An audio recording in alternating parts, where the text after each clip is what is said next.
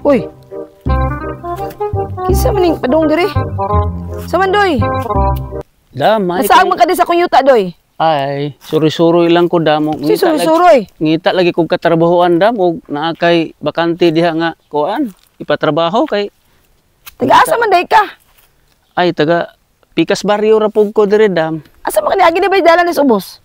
Diha na may gana surkat ra ko. Basi kay tuti panguha diri globi sa akong yuta. Ay, dili pud in taon dam oy. Ano mo di agi na sa ubos din ha? Naa didto Kural man ako na. Na day nagubang kural diha. Namo po ni murag hiwang dito ba agianan tingali man pag ako mo agi namo gud toy murag agianan dito ba ako ra po tong giwahing dito mo ra po nakalusot ko dire. Unya karon ngano ani makadiri sa akong yuta? Unsa man day imong katuyuan dire?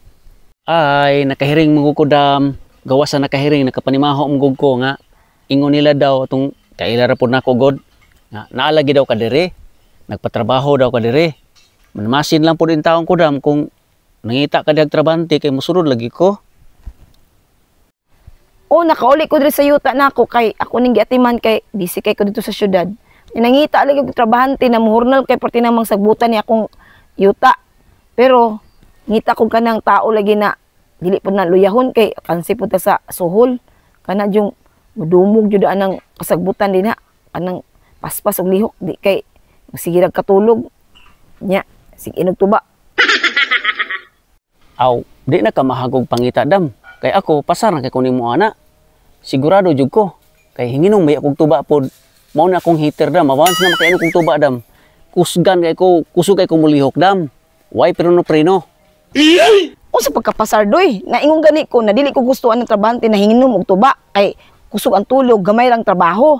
Pagpadung pa lang nimo, itan-aw na nako imong lakwan. Wala kag nagsingkiog. Murag bag-o pa man ka nahuwasan og inom og tuba. Oh, dagway. No.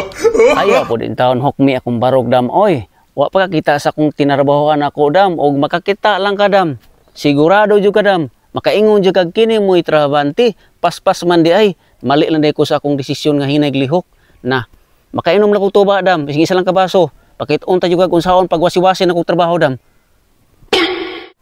Makaya ninyo ni Gornal, pila man mo kabuok. Isa ba ni ka-hektarya akong yuta dire? Nya akong ipa palibot jud. Nya papunit ni mga palwa. Kaning mga kuan. Kahoy-kahoy o kanang mga sagbot diha. At patis ubos dito Pikas.